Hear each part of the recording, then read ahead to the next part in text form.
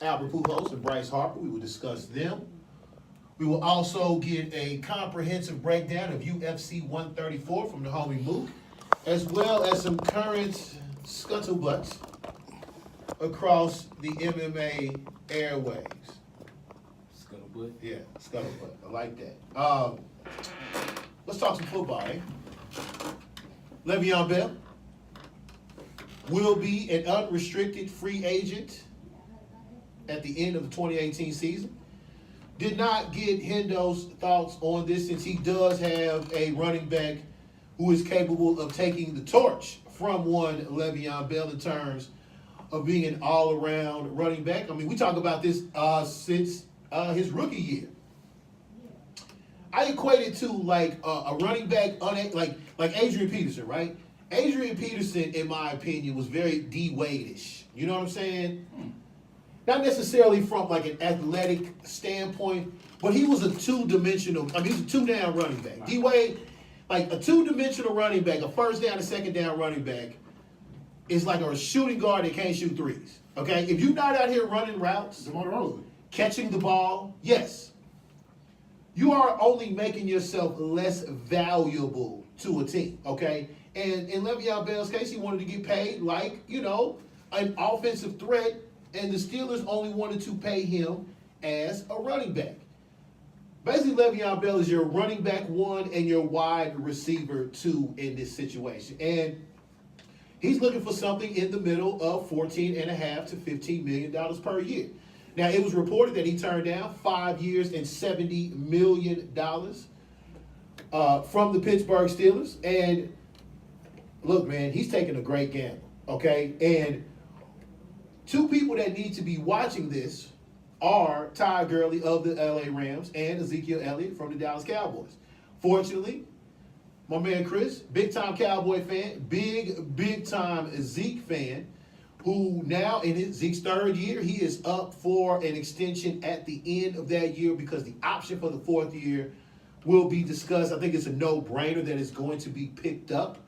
But, Chris, are you willing to guarantee Ezekiel Elliott $50 to $60 million, basically for ages 24 to 28? Because Zeke right now will turn 23 during the football season. So you'll be paying for years 25, 26, 27.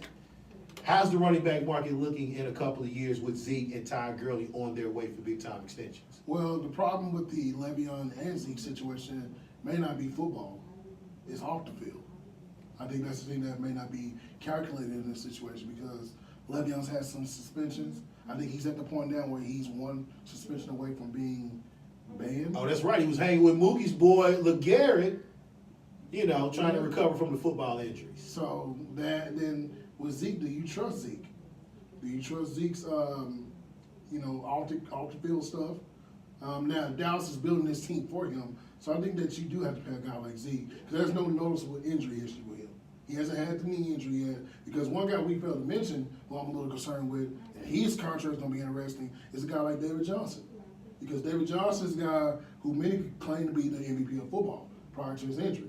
I mean, he was probably the best football player on the field every game, and he had that sudden injury. So I think for Zeke, yeah, you definitely want to pay him because he came into the league young. And by young, I mean just turning 21. I mean, that's phenomenal. You'll get Zeke for 8 years, he'll be under the age of 30 still. And look, age 27, where Le'Veon Bell will hit free agency, is now the new mark of decline for NFL running backs. And, there's an argument. We talked about this in Ezekiel Elliott's rookie year.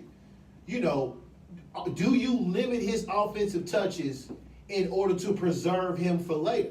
I think that has to play into the Le'Veon Bell situation. Now, he's on a leaner diet. He said he had some vegan situations this offseason. And to me, when I hear noise like that, I'm thinking he's going to skip training camp. Now, I don't think he's going to skip the season, okay? And that's when you start losing them game checks. But I do think it's worth noting, I think the Rams and the Cowboys have their pulse on this because they know with their two young star running backs. Also, their two-star running backs, they shoot threes early. So they're catching passes early. I think Zeke had 30 catches his first year. I'm thinking this year, what's a good over-under line to set? Not necessarily targets, but yeah, 50. Okay? Like I think though the pass touches sort of minimize the pounding that he's going to take as a running back, and going into this year, he is your best offensive player. Yes, sir. And I think, and if it doesn't work out for the Pittsburgh Steelers and him, financially, I know it may not work with the money, but I think they could probably finagle some things to where that would actually work. And the team that I thought that would be most interested for Le'Veon Bell would be the Philadelphia Eagles, because I thought that with their offense, you know, they seem to know how to plug in running backs, and with him being dynamic at both, because there were some things about, you know, obviously Jai speed can get to the open field, but then the catching becomes a question. That's when you bring in them Smallwood. You got a guy that can do it all in Le'Veon, and you talking about putting a playmaker on that team, man, that would be like the ultimate game breaker, because I think you also are going to preserve, you know, Carson Wentz in his years going forward, because I think that's the thing that they focus on. So that's just one team. Detroit is another team, because Detroit's never had a running back and still don't have a running back. So, and I think you're right with Detroit, because I think their desperation would be like, yo, we'll guarantee you $40 million in the first 2 years. Last question on Le'Veon. If you're Le'Veon, and maybe Julio Jones kind of plays in this as well, do you sign a shorter term deal to get more guaranteed money? Now, we talked about this last week in terms of Kirk Cousins. All 84 of his is guaranteed over the first 3 years, but he's a quarterback, so you judge that in a different category. If you're Le'Veon Bell, would you take a shorter contract if it gave you a greater guarantee, as opposed to a guarantee spread out over a 5-year contract? I think I would try to see if I can get a 1 year out of this. And the reason why I would say that, because when Zeke gets paid, that's when you go to them and say, look, Zeke is getting this, look what I can do. And I think that may help him out. Man, because like I said, the running back situation is weird, because running backs to me, like Dallas is going to do like they did DeMarco. They use DeMarco too. DeMarco couldn't be used anymore. And I honestly think that, like, look, DeMarco did have a nice run with Tennessee. He had a couple of good games, couple of whatever, but he was not the same as that 1,700-yard a year. He wasn't, and that's usually the case with running backs. We're gonna get all the production on the cheap, and then let someone else pay for it. So I just think that at the end of the day, man, Dallas may do that. Dallas may be that team to say, you know what, we got this line that's going to be under the age of 28 come your next contract. We're going to just say, oh, we can plug somebody in. Hence the running backs every year they draft. They draft these running backs every year, 3rd, 4th, 6th round, to say, hey, we can plug and play you in. And also, like I said, with Zeke and Le'Veon, the off-the-field stuff plays a factor here. Because unlike David Johnson, we haven't heard stories about David Johnson. We hadn't heard stories about Todd Gurley off the field. There's a lot of questions about Zeke that we should be concerned about. And I'm not concerned about it, but I would understand a GM saying, yeah, bro, we give you this $100 million, and all of a sudden you go out there and act a nut, then we got to keep paying you. And all of a sudden, or you get the Le'Veon Bell situation, look, man, you fail one more drug test, you're done. You're done. Like, we've been through this before, so I think they both have to understand that it's going to be a situation for them. So, I don't know. I agree. I think more or less on Zeke, because this is 1 year removed from that suspension. And while we have heard news that he is connected with Eric Dickerson as a mentor, he's taking on sort of a new mantra of life, that we're not that far removed from his situation. All right. More NFL stuff. Atlanta said nah to Julio. Like, we're not renegotiating with 3 years left on the contract. To me, that's an easy business decision. Plus, you don't want the line to start forming, okay? I mean, because if you renegotiate in 3 years, then everybody is like, yo, man, I don't like this deal. I'm going to tear it up. And unless he's willing to lose money and sit out games, even though I don't even think that will bring Atlanta to the negotiating table, because that still sets up a similar precedent. Yeah, and I think that the thing with them is going to be, they drafted Ridley.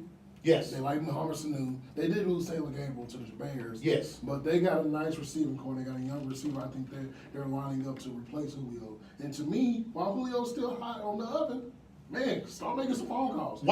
Hey, Jacksonville, you need a receiver bad. I know this will put y'all in the Super Bowl probably, if you can bring Julio there. What could you fetch for Julio in the open market? At least 1-1? A 1? A 1 and a 3. A 1 and a 3? Yeah. Interesting. I agree. Yeah. Because if he's going to, I don't know if he's going to be a malcontent. I've not known Julio Jones to be a malcontent in terms of being a team distraction. But yo, man, why not? You don't think the Cowboys right now would give them salivating Yeah. at the thought of giving Dak Prescott a nice big receiving target. So we brought up DeMarco Murray. He retired at age 30. Cowboy fans know him all too well. The 2014 Offensive Player of the Year while with Dallas. I don't think this is a major deal retiring at 30. For one, he's on that league minimum. He's on that 1 year league minimum life now at age 30. He had the knee injuries in college. We worry about the wear and tear on that. I'm sure DeMarco Murray is conscious of the wear and tear on his body. And if he took care of his money, I'm sure that somebody on TV may call. He may have other business opportunities. So I salute that. And I do think it's going to be a trend because we talked like 10 years ago, we talked a lot about the career span of an NFL football player. And it's under 4 years, okay? So, yeah, you get a good player like DeMarco. He gave you 7 good years, and he gave the NFL 7 good years, and he's gone. I also think the NFL should be okay with this because, one, keeps the talent wheel churning at a younger age, and when you're young, you ain't got to pay him much either, okay? We looked up the veteran minimum from DeMarco Murray. He'll be a $1 million player. Like, he's going to be making more than the player that took his job and Derrick Henry. You know what I'm saying? And probably not giving you as much production and giving you less production on younger legs. So I think this is a win-win for everybody. Now, I don't want to, look, we see DeMarco take some licks, baby, okay? And I think that year, when he won the Offensive Player of the Year, he had damn near 400 touches, right? Both rushing and receiving. Yeah, he went, and remember, this is the same DeMarco that never stayed healthy. I mean, remember, he was always like, man, even at OU, he missed the season at OU and got drafted third round off of pure talent. So I just think at the end of the day, yeah, I think it's a good move. We see this in other sports. Guys in their latter primes and primes. Andre Ward just says, hey, you know what? It's been good to me, but I want to be able to walk when I'm in my 40s. Right. And DeMarco was a great player at Oklahoma. Like you said, he did have some injury issues, but look, he can look back and say, man, yeah, this was all right, bro. Okay? Former Cowboy, former Eagle, former Tennessee Titan. Darrelle Revis, some minds the second best corner since Deion Sanders entered the league almost 30 years ago, announced his retirement. If I may quote the great High Noon, 9 a.m. Pacific, he's a legend at the bank, boys and girls. No one played the holdout game. No one played the negotiating game better than Darrelle Revis. He was the first NFL player that had it written into his contract, you can't franchise me. We talked about Leveon Bell. We talked about Aaron Rodgers with 2 franchise tags left over. No one thought to include a no franchise tag clause in a contract. And look, we talked about Julio Jones withholding his services. Yo, Darrelle Revis, holdout king, B. I'm going to hold out, play for a year, and then I'm going to move on to the next. So he's a former Jet, former Patriot, former Buccaneer. Surefire Hall of Famer, right? We get into the room, they say Darrelle Revis, we say yes, we move on. Is it that easy? Yeah, in the passing year, I think he's definitely Hall of Fame. I won't say the second best since Deion. Okay. Because you got Champ Bailey. Right on. You got a lot of guys that play cornerback that are really good. But he's definitely a Hall of Famer. It's just interesting that, man, because you look at his career, he was really good with the Jets, but I think we underrated a lot of those Jets defenses that he played on. He played in the system, cover 2. It kind of helped him with that. Because later in his career, when he realized he couldn't do it anymore as a cover guy, I would have liked to see him, even though he didn't have the size, but transition to safety because of his ball skills. But, he's a great player. Like you said, come off ACL surgery, nobody wants you, and here comes Tampa Bay paying you money because you pretty much held out from them. They offered you a deal, and you held out on them. And then they finally paid you that top dollar. And you got New England to pay you top dollar. New England pays nobody. And the other part of the New England thing is that was the perfect Belichick player. Come in for a year, and be gone. Do your thing, and then move on before you get old and washed. So definitely played the game right. I think you make a great point about those Jets defenses. Look, football is the ultimate team sport. Okay, and I hate to sound cliche, but look, if you don't have that rush up front, you can't necessarily maximize your corner skills. You know what I'm saying? And they dominated 3 levels. And you are so right. It dominated 3 levels. Rex got great personnel to fit what he loved to do on defense. And it worked out. And look, I'm not diminishing Darrell Reeves' skills. He's a great corner. Yeah. But it does help when your front seven wreaked havoc like those Jets front seven You did. got to think about the Sheldon Wilkerson, Muhammad Richardson days. Those were those days when they had those two. Then he was there for that latter prime of Chris Jenkins. Right on. And those guys. So remember the Bart Scott days with David Barton and all those guys, or Eric Barton. I'm sorry.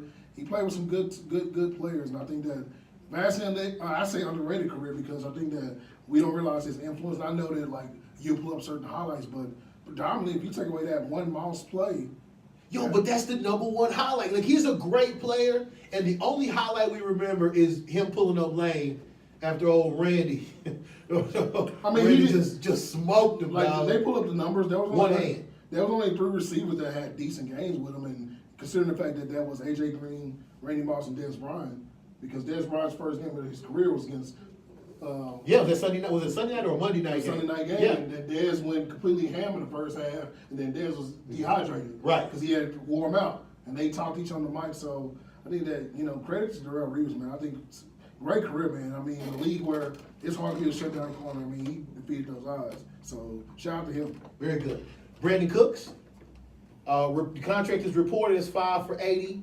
Only $20.4 or $5 million in guarantees and $50 million in guarantees if he gets hurt. So he is a Ram. He will be a Ram. It's a lot of money. They gave up but the thing is, the guarantee money. The thing was, it reported at 80, but the guaranteed money is not really a lot. It's only 25% of the reported contract. So it sounds like it's like a 2-year deal, and we won't have like major cap penalties if we let him go after the 3rd year. Brandon Cook's still only 24, 25 years old. Yeah, they got him and Sammy Watkins together, so. Very good. That's Derek and Brian Quick. I like those kids. I like that little lineup and Cooper Kupp. By the way, is Gurley no doubt first Ram drafted in our fantasy draft? Oh yeah. Okay. All right. Yeah. Speaking of Brandon Cooks and the LA Rams, their West Coast counterparts, the San Francisco 49ers have a new addition in Richard Sherman, and he has gone on record about the ending in Seattle, and he basically said they lost their way. And I understand that the friction of it began with not handing off to Marshawn Lynch at the 1-yard line, but I'm going to agree with those who say, yo, man, you maxed that whole situation out. You hit a lick. First off, you found a cheap quarterback, which allowed you to sign a bunch of other people, okay, and then give all those extensions to the Legion of Boom. Chris talked about this 2 or 3 years ago. Look, man, after a while, man, attrition just sets in. And you lost one of your corners. You lost your main safety to a broken neck.